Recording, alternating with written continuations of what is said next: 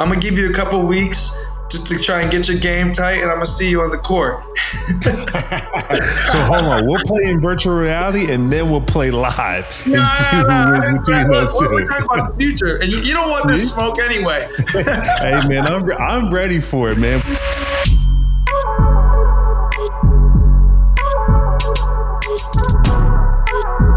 No Free Lunch is presented by T. Rowe Price. The information provided on this podcast is for informational purposes only and should not be considered financial or legal advice. Always consult with a qualified financial and or legal professionals before making any legal or financial decisions or investments. I'm Ndamukong Suh, and welcome to No Free Lunch, where we talk to experts and athletes about how the most successful people in sports manage their money and grow their wealth. Before we get into today's topic, I gotta introduce my guy, Chris Lyons, who will be a long-standing contributor on No Free Lunch.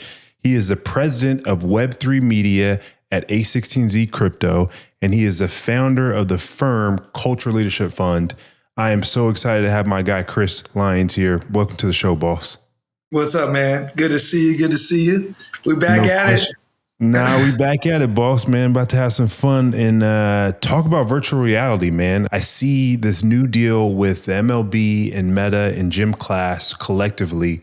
I'd love to learn more about how does VR change the game? Do you see it as a force in sports right now? It's really interesting because, you have two sides of the world. One, people who think that it's something that just you have this giant headset on and you're never going to use. You also have another people in terms of like the actual gamer world, in terms of just really diving deep into understanding what the experience and what the benefits are, and so and actually truly love the product too. And we're seeing this world kind of clash, even when you think about augmented reality and some of the things that you're seeing with Meta that are dropping within their new glasses. They just dropped a new the new Ray-Ban glasses that are now incorporating AI into it. So just in general, it does kind of create a very interesting connection point. And especially we'll talk about, in terms of just fan engagement, getting a chance to kind of put yourself in the game. And then most importantly, when you have different leagues kind of jumping into the game and jumping into the space as well, too, especially when you see, companies like Meta that are doubling down on their VR applications and their products, and they're getting better and better within each release. And it does actually feel like you're in the game. Feel like you're in the experience. And, even I remember I was listening, and when I was in Miami, we were talking to some of the F1 teams and just how they used VR in terms of just reading the course and being able to kind of, and the technical term is called your lizard brain. It's like the part of your brain where you don't realize the difference between reality and virtual reality. And you just kind of fall into that space where you just now kind of are just acting like it's the thing. And from training just in general, there's a lot of fun things that are happening. But, like we'll talk about within the NBA and within the MLB, they're really starting to take some really, really, really big steps in terms of trying to understand what the capabilities are and how they can actually bring new people into the experience in terms of really loving the sport. So that's super interesting, man. One, I picked up on something I love learning every single day: lizard brain. I got to get my lizard brain right first and foremost, because we should have did this in VR. Yeah, exactly. But the thing is like when I first think of virtual reality, it's like I just got to wear this mask and I'm immersed in this virtual world. And like, I'm not a huge gamer. I've played video games and enjoy it, and I've got pretty much any system that I want. But ultimately, like, that's not what floats my boat. Now there's applications where I can be teaching and be taught, and people can see what I'm doing and be teaching me at the same time how to use this equipment and things of that nature. So I guess those are my experiences. But let's talk a little bit, because you mentioned baseball, you mentioned NBA. Like MLB seems like they're taking a big swing at this. NFL made a big swing early on, maybe when it was first coming out. But now the MLB looks to be saying, hey, we're going to be the trendsetter of what virtual reality looks like in sports. So what's your thoughts on what the MLB recently did with Meta and this platform with Gym Class? Yeah. I mean, look, we're at an inflection point right now for VR and sports. And it's not just because the technology is brand new, but it's really because the fans' expectations have shifted. Like you think about Gen Z and Gen Alpha, all these new generations are growing up with spatial computing environments where it's not just watching the game is enough. They want to be in the game. They want to be present. They want to be in participation with everything that's going on. And I really do think that VR can finally offer that at scale. And Meta understands this, and they've done it better than anybody else. And the only other group, the number one platform that they've been working with is that is equally engaged in signing these deals with these major leagues is Gym Class. And we're, I have to disclose that we're an investor in Gym Class and the team and Paul and what he's done to really kind of break out and create a real experience within the NBA and within the now the MLB, which just went live, is a big deal.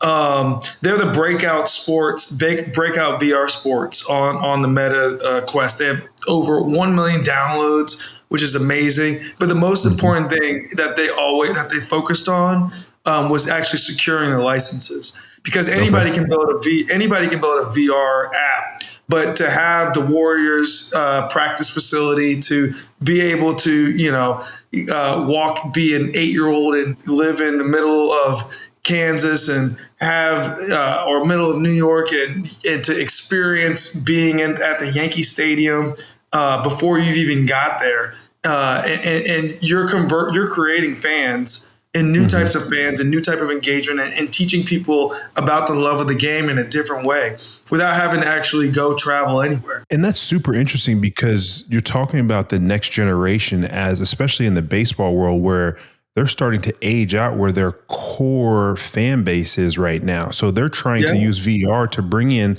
the new, interesting young kids to have them be immersed in this sport. Like my kids are 4 years old. They love hitting the baseball and hitting it off the tee and whatnot. So now they have virtual reality. Say, hey, instead of us driving up to Seattle to go watch the Mariners, hey, we can sit in our backyard or in our theater and say, hey, let's look at this via VR. And then we go get a special treat to then travel up to Seattle or go to the Dodger Stadium and run the bases because we have some relationships there with ownership and whatnot. I mean, the cool thing is that with Gym Class now featuring both the NBA and the MLB, they're quietly becoming what, almost like the Fortnite of VR sports, right? And it's not just about visuals, it's about capturing attention, the loyalty, like you said, of the younger headset native audiences, right? And like I said at the beginning, being able to have the licensing is extremely important. Being able to actually have these brands associated and leaning in shows that, they're committed to going outside of just the traditional sports environments, and then believing that virtual sports culture, it's completely different than TV, but it's a way that actually creates interactive and new levels of fandom. And I think that when you think about emerging into social media and using TikTok and using Instagram, and this is just a new channel that is not going to go away. Just although, VR is something that is very specific and is taking a little bit more time in order to have adoption. The audiences are there and the companies are still plowing tons of resources, and it's getting better and better with every release. And I think that it's just going to create it's a completely brand new experience. And for anybody that's never tried, Gym Class or even VR in general, the prices are getting much better. The quality is at its all-time best, and it's a great time to really advance into new forms of technology. So it's super interesting. Love the new technology and things coming out. As an investor, what is the business opportunity, especially with the MLB? And as you mentioned with the Warriors and having these licenses, where does this start to evolve from a business perspective? Well, I mean, look, I think first and foremost, it opens up new IP licensing revenue, so players can get paid for their likeness. You have digital merchandise, virtual experiences. I mean, if you think about why Fortnite is so such a profitable and amazing business. The idea of skins, the idea of leveling up, purchasing different jerseys, having unique experiences, in-app purchases. These are all things that are traditional games that the gaming industry is huge. And this is just virtual games, and now incorporating real life sports into traditional gaming culture.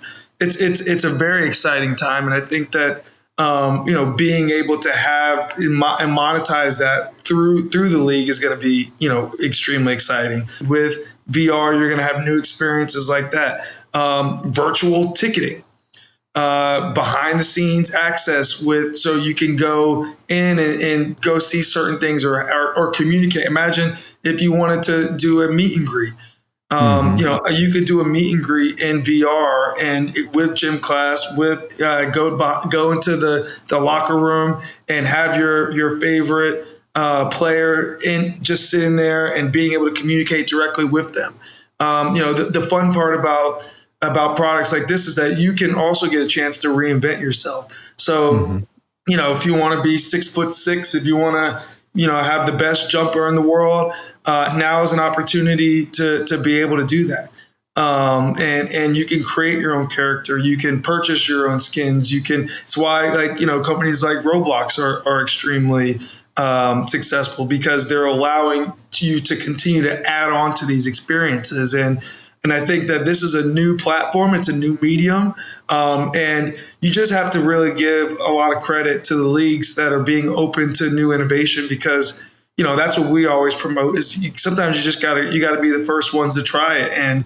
And sometimes it takes a while, but it's better to be in the game and to learn alongside to where the next generation is interested, right? Especially if you're having declining user base and viewership in this demographic. You have to go to where they are. And gaming has always been a powerful resource and very exciting. And I think that with VR and with AR and with these new models and new platforms that are going to be coming, like if you don't take the risk, all you're doing is putting yourself into a position to fall behind, and other leagues will take advantage of that.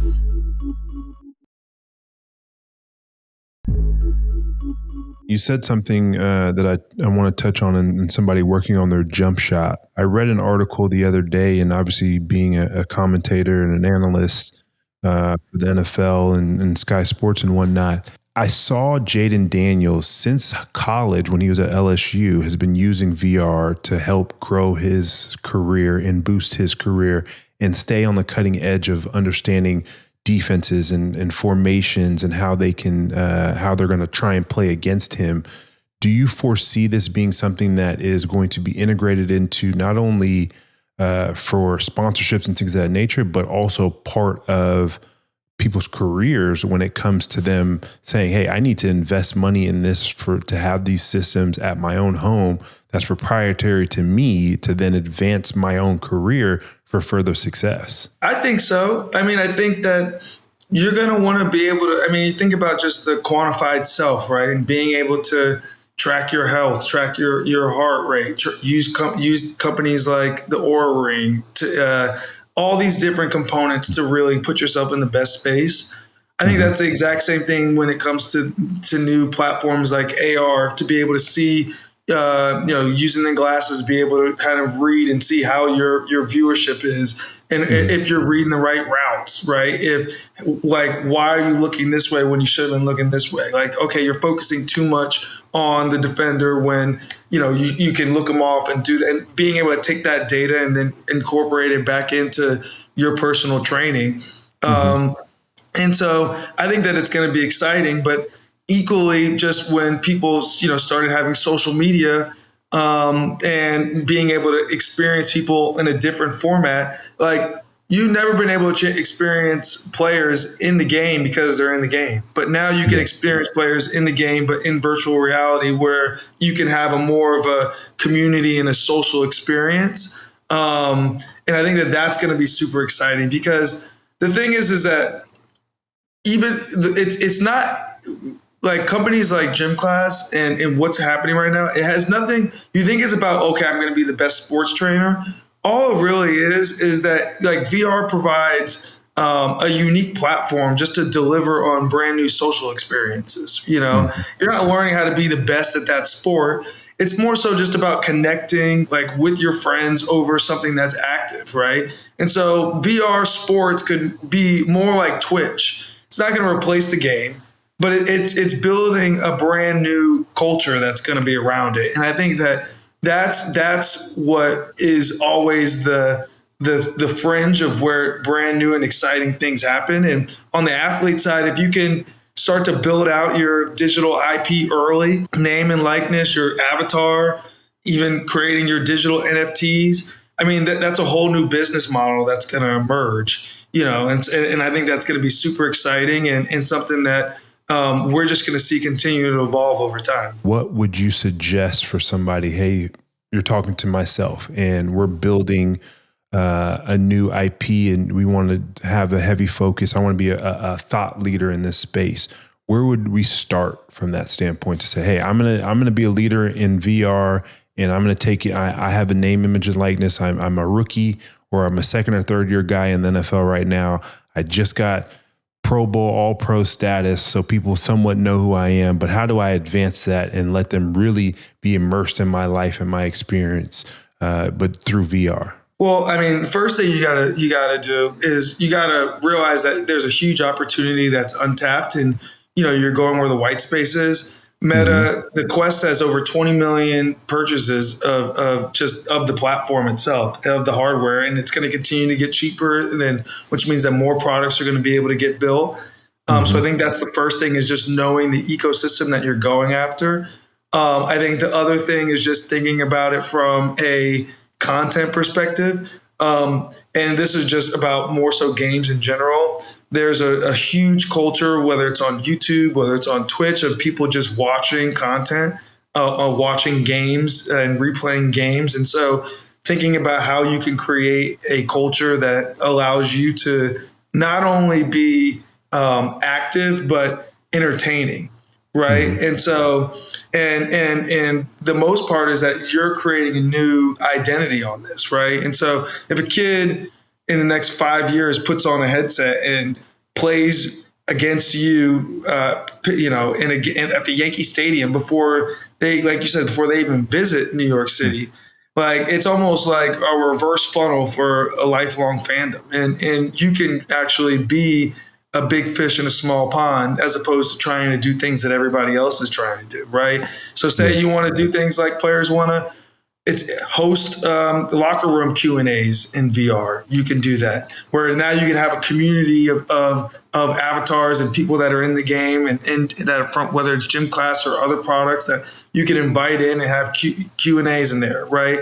You can start creating digital virtual merch, right? So bring in some of the partnerships that you secured, whether it's Nike, Under Armour, Adidas, get them to come in as your clients. And then now you can start getting revenue streams from your digital merch. And then, you know, I think something that's really cool is that, let's say you're a pitcher, or say you're like, you know, I mean, one of my favorite baseball players growing up was Ken Griffey Jr., right? Like I would imagine if I could pitch to Ken Griffey Jr., right? I mean, and just to see the swing, you know, to see if I could strike him out, like, you know, just for fun. But like, that's a monetization opportunity right there, where whether it's for batting practices, warm-ups, you want to play catch with Odell, like you want to, you know, guard Steph. You know, these are all things that sound crazy, but you can do it. And it's kind of some of the stuff that we talk about all the time around AI, where it just makes life easy. You don't have to go anywhere. You don't have to go into the stadium. You don't have to go actually physically meet somebody. You just put on the headset, transport it to a brand new world. Yeah, I mean, so there's a lot of fun things that can happen. But I mean, I'm curious on your end. Like, you think about, I mean, just from being mic'd up and having everybody kind of hear you in the game, to the behind the scenes footage, and now you have experiences like this. Like, is it invasive? Is it too much? Like, is it too technical? Like, what do you think? I mean, would you give it a try, or?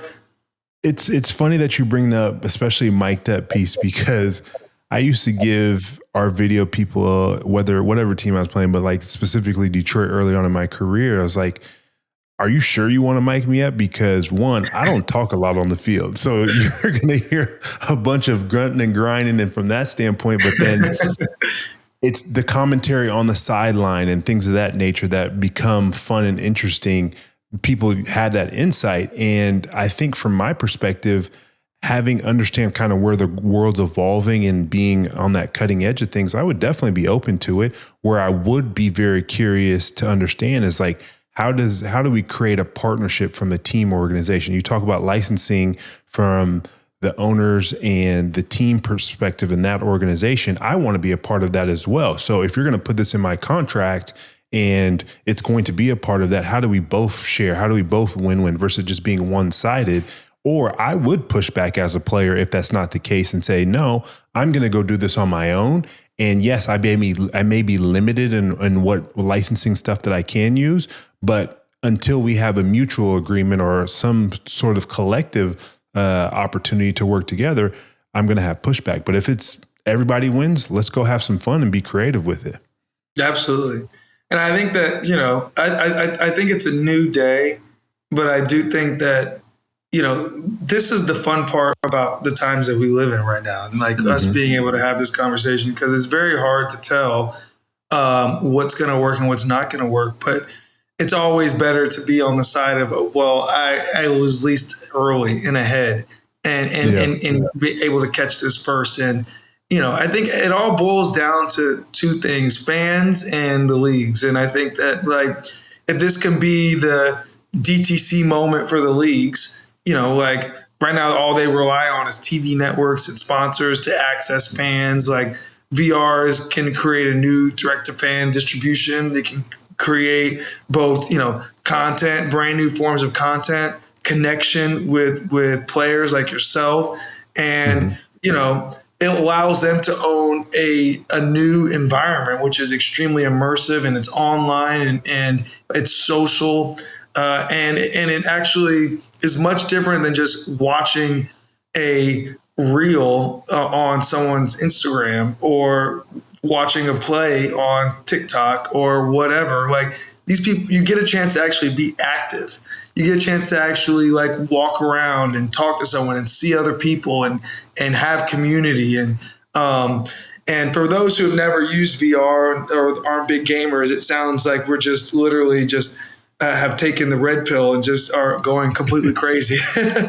But it's a real thing. It's a real thing. If you look up the, revenue on games, it's and look up to, just what the potential is just within the VR community. It's an exciting time. And then having real life, leagues, NBA is a big deal. MLB is a huge deal. Don't think that there's other conversations that are happening with other sports that can also jump on board. And before you know it, you have a whole new level of fandom, and you have a whole new business model that just came underground.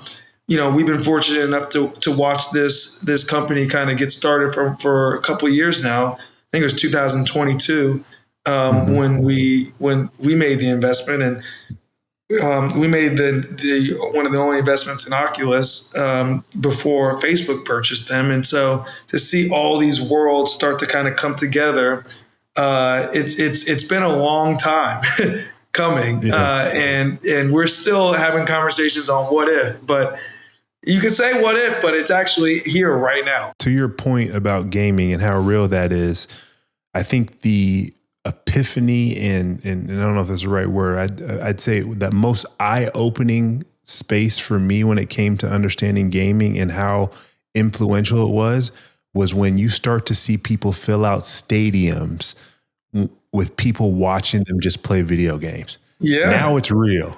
You got a whole stadium of 40, 50, 60,000 people watching. Like we're just gaming and going and competing back and forth, and they're selling merch and doing all these different things. So, man, Chris, this has been an amazing conversation talking about VR with you. I appreciate it. We got to get in. What are we building? Like part two.